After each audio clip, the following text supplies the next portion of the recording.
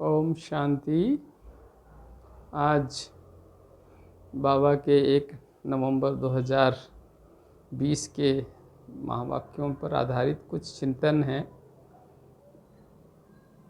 और आज तो आप सबको पता ही है कि शाम को बाबा का आगमन होगा, तो बाबा से मिलन भी है मधुबन से।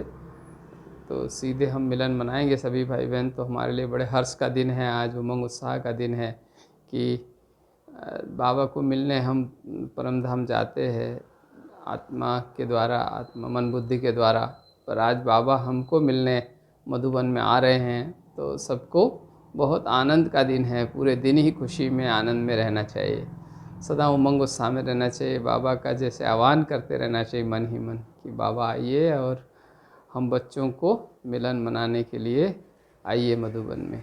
और सारे बच्चे अभी तो ऑनलाइन सब चल रहा है, तो इसलिए मन से ही सब मधुबन पहुंच जाते हैं और सुंदर मिलन होता है बाबा का।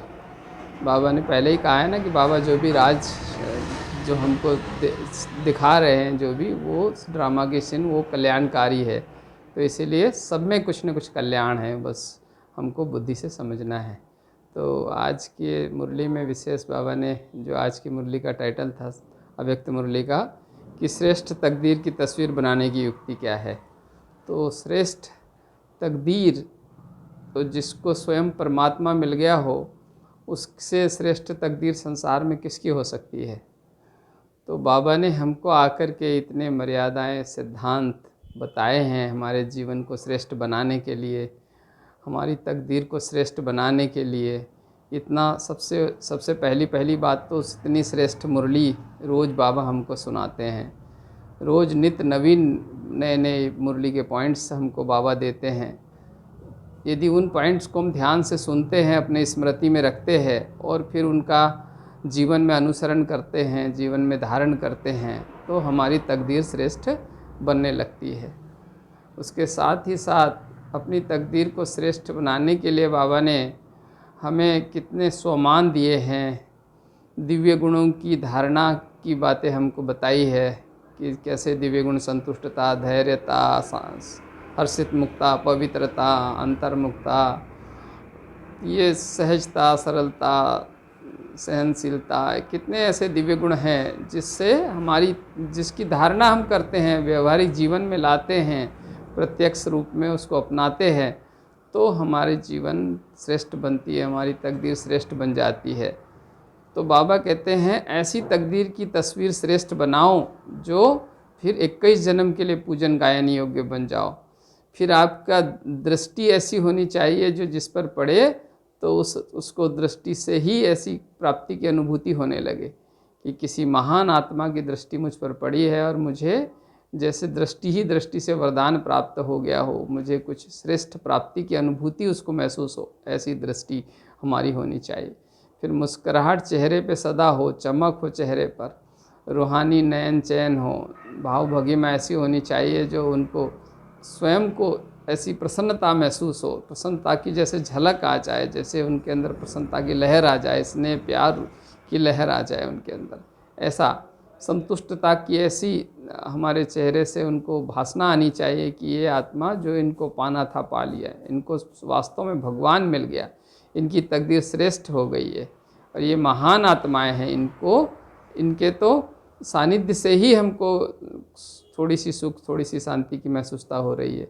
तो ऐसी महान आत्माएं परमात्मा के बच्चे हम बन जाएं, तो ये है श्रेष्ठ तकदीर की तस्वीर बनाना। फिर बाबा ने कहा संगठन में निस्वार्थपना होना चाहिए। ये बाबा का इतना श्रेष्ठ संगठन है, इसमें हम यदि छोटी छोटी बातों में अपना लाभ हानि का चिंतन करते रहते हैं तो वो स्वार्थपना हो जाती है। ये तो हमको देवता बनने के लिए एक बाबा ने दिया हुआ श्रेष्ठ परिवार है, इसमें निस्वार्थ भाव से इसमें होना चाहिए। दूसरों पर उपकार करना है, परोपकारी बनना है, क्योंकि परमात्मा स्वयं परोपकारी है। वो आकर के पूरी सृष्टि को ही पावन बनाते हैं और वो भी स्वयं उस सृष्टि का उपभोग नहीं करते हैं, बल्कि हम बच्चों के लिए संसार की सभी आत्माओं को पावन बना देते हैं। और परोपकारी ऐसे हैं जो कई आत्माएं ऐसी है जो अपकारी है, पर परमात्मा फिर भी उन पर उपकार करता है, उनके कमी कमजोरी को नहीं देखता है परमात्मा। इसीलिए तो भक्ति में कहा है, प्रभु जी मेरे अवगुण चित्त न धरो। तो वो परमात्मा जब हमको किसी बात में हमारे इस पर ध्यान नहीं देता है और हमारा कल्याण करता है, ऐसे हमको भी दूसरों को परोपकारी भाव से दूसरों की सेवा भाव में आना चाहिए, क्योंकि सेवा तभी कर सकते हैं जब हम परोपकारी बनते हैं। फिर जैसे ब्रह्मा बाबा की भी हमने विशेषताएं देखी, अंत समय में क्या था कि बिल्कुल उपराम वृत्ति थी, परोपकारी भाव था। तो ये हमें बाबा के कदम पे कदम रख के चलना है ना, फॉलो फादर करना है, तो हमें भी ये बातें धारण करनी है। फिर मुरली तो बाबा ने कहा बहुत सुनी होगी, पर मुरलीधर बन सदा खुशी में नाचते रहो, दूसरों को नचाते रहो। आज इस बात पर भी बाबा ने जोर दिया। तो मास्टर मुरलीधर बन कर के, और चाहे कैसे भी कड़वे स्वभाव संस्कार की आत्माएं यदि आती है, उनको भी जैसे अपने स्नेह में अपने वश कर लेना या उनको भी अपने अनुकूल बना लेना, ये बड़ी बात है। तो मुरली ऐसी स्नेह से, ऐसी प्यार, ऐसे अपनेपन से सुनानी चाहिए जो दूसरों को भी बहुत अपील हो, बहुत खुशी लगे, उनके भी अंदर उमंग उत्साह भर जाए। माया तो घड़ी घड़ी उमंग उत्साह से नीचे उतारती रहती है, तो सदा उमंग उत्साह में वो आत्माएं आ जाए, ऐसी मास्टर मुरलीधर बन सबको खुशी में लाना है। बाबा ने अभी फिर आज थोड़ा ये भी कहा कि बाप दादा हाईएस्ट होस्ट है और गोल्डन गेस्ट भी है। तो हाईएस्ट होस्ट क्या होते हैं कि जो सबसे अच्छी सबकी देख रेख करे, सबको बहुत ज़्यादा अच्छा मतलब खुशी आनंद में लाते रहें, सबको उमंग उत्साह में ला दे, और फिर भी सबकी उस उमंग उत्साह से, सबकी सेवा भाव से सबके संपर्क संबंध में आए, तो ऐसे होस्ट।